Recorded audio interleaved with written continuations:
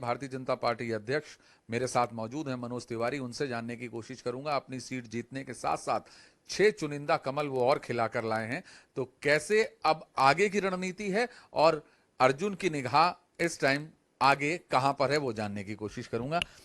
अब आपको क्या दिखता है, ये सातों सीट तो आप जीत गए। दिल्ली को सर्वश्रेष्ठ दिल्ली बनाने के लिए और दिल्ली के सपनों की दिल्ली हो, दिल्ली के लोगों के सपनों की दिल्ली हो, उसके लिए बहुत आवश्यक है कि नरेंद्र मोदी जी देश के प्रधानमंत्री हों और दिल्ली में बीजेपी की सरकार हो। एक सपना नरेंद्र मोदी ने कहा था कि कांग्रेस मुक्त भारत, उस कांग्रेस मुक्त भारत में दिल्ली अभी एक ऐसी स्थिति है, उसमें आपकी अब रणनीति क्या होगी?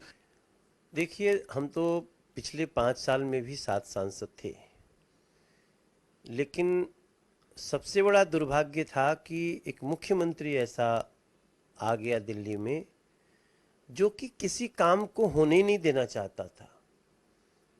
सांसदों के किसी भी ऐसे प्रस्ताव को जिससे दिल्ली की जनता का दुख दर्द कम होता हो, वो ऐसा मानता था कि ये सांसद ने कह दिया तो इसको करना ही नहीं है। और प्रधानमंत्री नरेंद्र मोदी जी ने, जिन पर रोज वो दोषारोपण करते थे, अरविंद केजरीवाल के रहते NH-24 बनाए, पेरीफेरल रोड बना दिए, बन के ऑलमोस्ट अब हम सबको मिलने वाला है। धौला कुआं का फ्लाईओवर बना दिए। हमारे क्षेत्र में 709 भी एलिवेटेड रोड बननी शुरू हो गई। तो ये कई ऐसी चीज़ें हैं जिसमें हमारी सरकार ने, केंद्र सरकार ने ये सोचा ही नहीं कि दिल्ली का मुख्यमंत्री कौन, उनको काम करने से मतलब था। तो ऐसी स्थिति में हमने तो दिल्ली के लोगों को भी 5 लाख रुपया इलाज के देने शुरू कर दिए, लेकिन अरविंद केजरीवाल ने कहा नहीं, इसको हम जनता को नहीं मिलने देंगे, रोक के रख दिया। तो आपकी सकारात्मक राजनीति आपके काम आई, और कहीं ये खटका था क्योंकि आपकी सीट बड़ी फंसी मानी जा रही थी और शीला दीक्षित आपके सामने थी, तो उस टाइम आपके दिल में क्या आया था? एक बार को तो घबराहट हुई होगी। नहीं, निश्चित रूप से शीला दीक्षित जी बहुत बड़ी नाम है और वो 15 साल यहाँ की मुख्यमंत्री रही हैं, 3 टर्म। तो ऐसे में तो मन का घबराना लाजमी था, लेकिन हमें 5 साल में किए गए अपने कार्यों पे और 15 साल में उनके द्वारा जो किया गया था नॉर्थ ईस्ट दिल्ली में, उस पे हमें विश्वास था कि जनता हमको सम्मान देगी।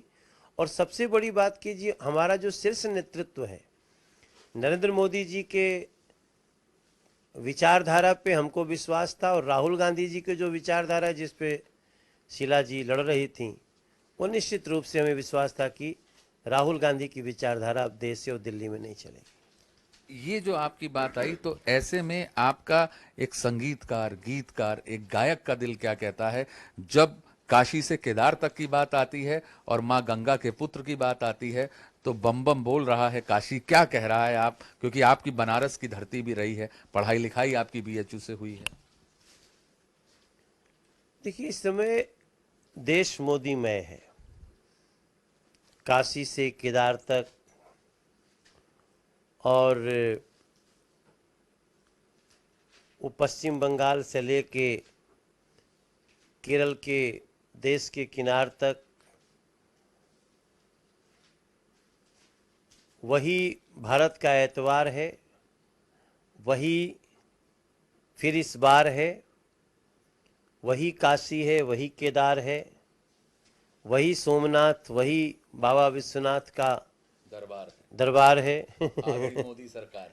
फिर आ गई, फिर से आ गई, प्रचंड बहुमत से मोदी जी की सरकार है। इसको जरा गा के 2 लाइनें अपने दिल से, जो आपका दिल करे आज गुनगुना दीजिए, अपने मोदी जी के लिए गुनगुना दीजिए। नहीं, तुरंत इसको नहीं, जो कंपोजिशन नहीं तो नहीं, नहीं हो जो आपको सकता। पुराना याद आता हो, जो आपको मोदी जी के लिए कहना हो, अपने अमित शाह जी के लिए कहना हो, और क्योंकि 7 सुरों की बात है ये। नहीं, वो हम ये जरूर कह सकते हैं कि जिसने गरीबी देखी हो, जिया हो अंधकार में, ताकत जरूर होगी उसकी ललकार में, वो काशी में केदार में, वो बाबा विश्वनाथ दरबार में, वो ही देश का एतबार है, वो फिर इस बार है। माँ गंगा रही पुकार हाँ, है। माँ गंगा रही पुकार है,